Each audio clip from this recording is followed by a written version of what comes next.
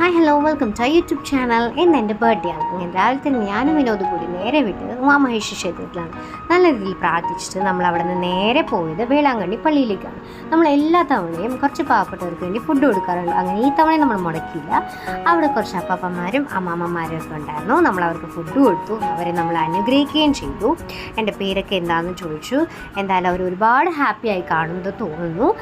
ഫുഡൊക്കെ കിട്ടിയപ്പോൾ അവർ ഒരുപാട് സന്തോഷമായിരുന്നു. എനിക്ക് എന്തായാലും ഇന്നത്തെ ദിവസം ഭയങ്കര ഹാപ്പിയാണ്. എനിക്ക് അവർക്ക് ഫുഡ് കൊടുത്തപ്പം ഇന്ന് അക്ഷയ തൃതീയ ആയതുകൊണ്ട് തന്നെ നമ്മൾ നേരെ അവിടെ നിന്ന് വിട്ടിട്ട് ജ്വല്ലറി കടയിലാണ് പോയത്.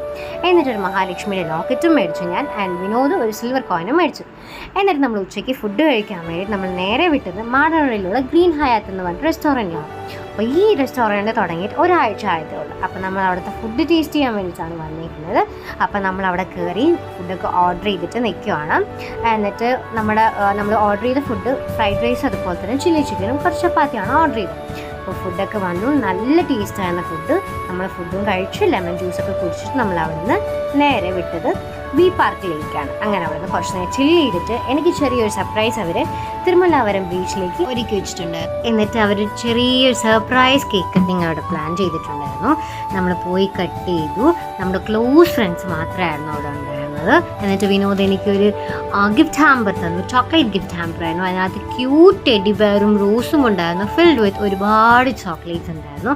ഭയങ്കരമായിട്ട് എനിക്ക് ഗിഫ്റ്റ് ഇഷ്ടപ്പെട്ടു. എന്നിട്ട് ഇങ്ങനെ നമ്മൾ കളിച്ചിരിച്ചൊക്കെ ഇരുന്ന സമയത്ത് നമ്മൾ ഫോട്ടോ ഒക്കെ എടുത്തുകൊണ്ടിരിക്കാൻ നേരത്ത് വിനോദ് അടുത്തൊരു ഗിഫ്റ്റായിട്ടാണ് വന്നത്. അത് പ്രതീക്ഷിക്കാത്തിരുന്നൊരു ഗിഫ്റ്റാണ്. എന്നിട്ട് വിനോദ് എന്നോട് പ്രെഡിക്റ്റ് ചെയ്യാൻ പറഞ്ഞായിരുന്നു എന്താണ് ഗിഫ്റ്റ് എന്നുള്ളത്. അപ്പം ഞാൻ കരുതിയിരുന്നത് ഇതൊരു ഫോട്ടോ ഫ്രെയിം ആയിരിക്കും, ഞാനും അവനും തമ്മിലുള്ളത്. പക്ഷേ ഈ ഒരു ഫോട്ടോ ആയിരിക്കും എന്ന് ഒട്ടും ഞാൻ പ്രതീക്ഷിച്ചില്ല. കാരണം എൻ്റെ അച്ഛൻ മരിച്ചിട്ട് കുറേ വർഷമായിരുന്നു. നമുക്കൊരു കംപ്ലീറ്റ് ഫോട്ടോ എടുക്കാനായിട്ട് സാധിച്ചിട്ടില്ല. ഒരുപാട് ഇമോഷണലായി. കാരണം ഈ ഒരു അത്രയ്ക്കും ഭയങ്കര വാല്യുബിൾ ആയിട്ടുള്ള ഫോട്ടോ ആയിരുന്നു.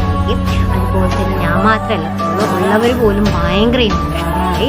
അപ്പം ഈ ഒരു ഫോട്ടോ ഇന്നും എൻ്റെ ലൈഫിൽ ഒരു മെമ്മറബിൾ ആയിട്ടുള്ള ഗിഫ്റ്റ് ആയിരിക്കും. ഒരുപാട് താങ്ക്സ് എനിക്ക് പറയാനുള്ളത് വിനോദിനോടാണ്. അപ്പോൾ അത്രേ ഉള്ളൂ ഇന്നത്തെ ഡേ. നമ്മൾ ബൈ.